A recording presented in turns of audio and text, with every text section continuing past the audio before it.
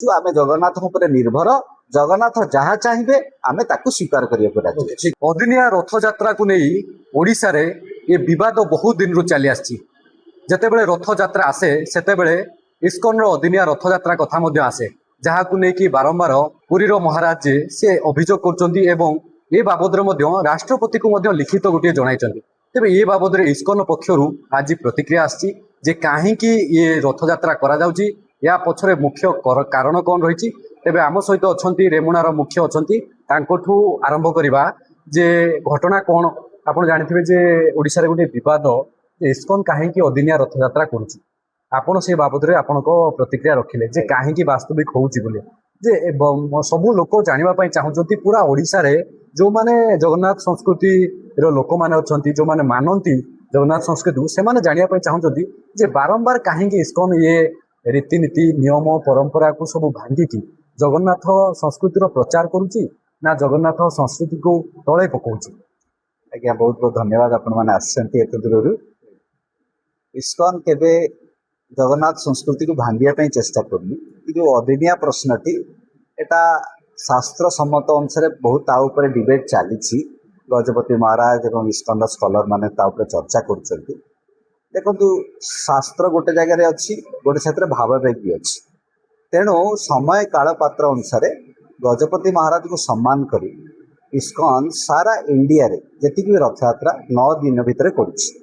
किंतु बारंबार असमर्थता देखा समय काल पात्र अनुसार विदेश में सेटा हो पार ना कि माने नुह से सब जिनस अड़िकी रही गजपति महाराज को असम्मान करुच्ची ए प्रकार नेरेटिव भाई माने जो चलाउछंती मोर तांकु हाथ जोड़ी प्रणाम करी ओडिया भक्त मान जगन्नाथ संस्कृत भक्त मान अनुरोध इस्कन केबे भी गजपति महाराज को असम्मान करने को चाहूँगी किंतु ए सिचुएशन टी भी इस्कन पाई भी बड़ चिंतार विषय या ऊपर इस्कन चिंता करुच्ची किंतु ये भी इस्कन रो नियम बा समय से सब बेले जगन्नाथ को ऊपर निर्भर करुच्ची कहीं जगन्नाथ इच्छा ही ए प्रकार रथ यात्रा विश्व आरंभ होता जदि जगन्नाथ की इच्छा ए प्रकार किसी सुचारू भाव में हो पार जगन्नाथ की इच्छा उपरकू इस्कन भक्त मैंने छाड़ी दी। सर आउ गोटे कथा जे किसी घटना सामना को आसी किसी प्रतिक्रिया आसूची जे इस्कन यहाँ व्यवसाय स्तर को नहीं जाइए जगन्नाथ संस्कृति बा जगन्नाथ रथ यात्रा यहाँ व्यवसाय स्तर में से करुच्ची फंड जमा कर किसी मत एवं मंतव्य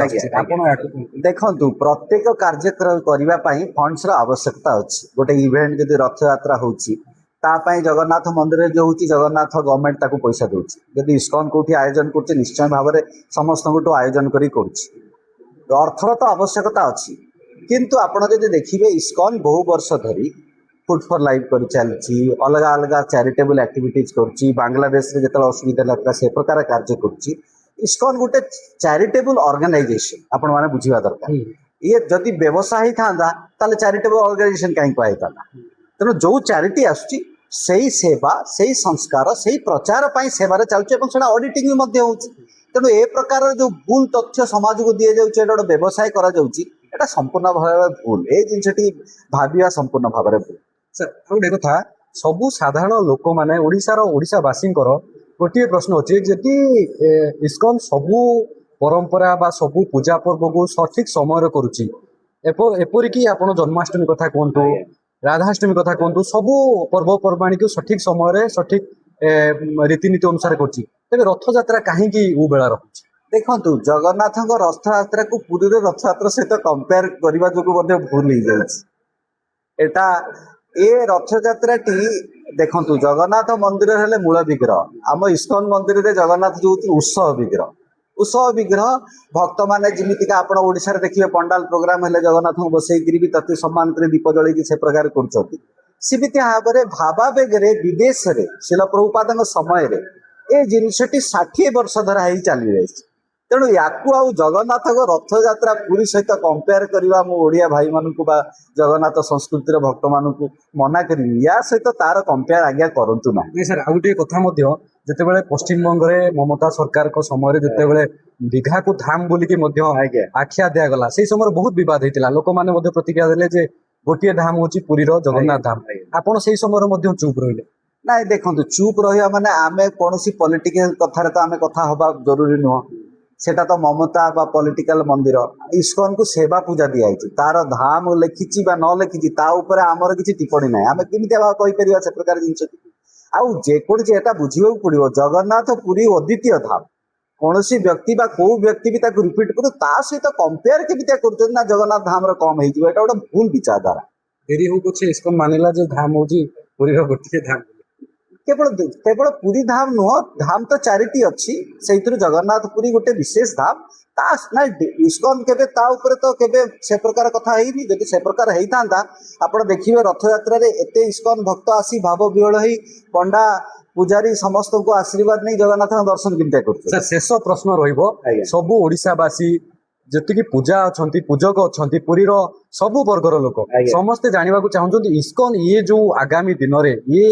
ଅଦିନିଆ ରଥଯାତ୍ରା ବନ୍ଦ କରିବ ନା ଏମିତିକା ଚାଲୁ ଦେଖନ୍ତୁ ଇଏ ଜଗନ୍ନାଥଙ୍କ ଇଚ୍ଛାରୁ ସାରା ବିଶ୍ୱରେ ଆଜ୍ଞା ଆରମ୍ଭ ହେଇଛି ଚାହୁଁଛନ୍ତି ଯେ ବାହାରେ ହଉ ବୋଲି ଯଦି ଜଗନ୍ନାଥ ଚାହୁଁଛନ୍ତି ନିଶ୍ଚୟ ବନ୍ଦ ହବ ଆମ ହାତରେ ଆମେ ତ ଆରମ୍ଭ କରୁନୁ ଇସ୍କନ ତା ପାଇଁ ଶ୍ରେୟ କଣ ନେଇପାରିବ ଜଗନ୍ନାଥଙ୍କ ବିନା ଇଚ୍ଛାରେ ନ୍ୟୁୟର୍କର ବିଜି ସିଟରେ ବା ଅଲଗା ଅଲଗା ଜାଗାରେ କେହି କାହାର ସମ୍ଭବ ଅଛି କିଏ ରଥଯାତ୍ରା ଆରମ୍ଭ କରିପାରିବ କିନ୍ତୁ ତାହେଲେ ଆପଣ ପ୍ରତ୍ୟକ୍ଷ ହଉ ପରୋକ୍ଷ ଭାବରେ କହୁଛନ୍ତି ଏ ରଥଯାତ୍ରା ଏମିତି ଆଗକୁ ଚାଲୁ ରହିବ। ନା ଆମେ ପରୋକ୍ଷ ଭାବରେ ଏହା କହୁଛୁ ଆମେ ଜଗନ୍ନାଥଙ୍କ ଉପରେ ନିର୍ଭର ଜଗନ୍ନାଥ ଯାହା ଚାହିଁବେ ଆମେ ତାକୁ ସ୍ୱୀକାର କରିବାକୁ ରାଜି ଅଛୁ। ଠିକ ଅଛି ଏବେ ଶୁଣୁଥିଲେ ଇଏ ମୁକୁନ୍ଦ ଚୈତନ୍ୟ ଦାସ जी ଅଛନ୍ତି ରେମୁଣାର ମୁଖ୍ୟ ଅଛନ୍ତି ଇସ୍କନରେ ତେବେ ତାଙ୍କର ପ୍ରତିକ୍ରିୟା ରହୁଥିଲା ଆମେ ତାଙ୍କଠୁ ପ୍ରତିକ୍ରିୟା ରହୁଥିଲେ କାରଣ ବହୁ ଦିନରୁ ଏ ଗୋଟିଏ ବଡ଼ ସାମ୍ନାକୁ ଆସୁଥିଲା କଥା ଯେ ଏ ଅଦିନିଆ ରଥଯାତ୍ରାକୁ ନେଇ ଇସ୍କନର ପ୍ରତିକ୍ରିୟା ଆସୁ ଏବଂ ଏ ବାବଦରେ ମଧ୍ୟ ଗଜପତି ମହାରାଜ ବାରମ୍ବାର ଅଭିଯୋଗ କରିଛନ୍ତି ଏପରିକି ରାଷ୍ଟ୍ରପତିଙ୍କୁ ମଧ୍ୟ ଜଣାଇଛନ୍ତି ଏ ସବୁ ପରେ ଆଜି ଇସ୍କନ ପକ୍ଷରୁ ପ୍ରତିକ୍ରିୟା ଆସିଲା ଏବଂ ତାଙ୍କ କହିବା କଥା ଅନୁଯାୟୀ ଯେ ବିଦେଶରେ କ୍ଲାଇମେଟ୍ର ବିଭିନ୍ନ ଚେଞ୍ଜ ରହୁଛି ଯେଉଁ ସମୟରେ ଓଡ଼ିଶାରେ ରଥଯାତ୍ରା ପାଳନ ହେଉଛି ବା ପୁରୀର ପାଳନ ହେଉଛି ସେ ସମୟରେ ବାହାରେ କରାଯାଇପାରିବ ନାହିଁ ଏଥିସହିତ ଜଗନ୍ନାଥ ମଧ୍ୟ ଚାହୁଁଛନ୍ତି ଯେତେ ଦିନ ପର୍ଯ୍ୟନ୍ତ ଚାହିଁବେ ଏ କଥାକୁ ସେ ପ୍ରତ୍ୟକ୍ଷ ହଉ ପରୋକ୍ଷ ଭାବରେ କହିଛନ୍ତି ଯେତେ ଦିନ ପର୍ଯ୍ୟନ୍ତ ଜଗନ୍ନାଥ ଚାହିଁବେ ସେତେ ଦିନ ପର୍ଯ୍ୟନ୍ତ ଇସ୍କନ ଏଇଭଳି ଭାବରେ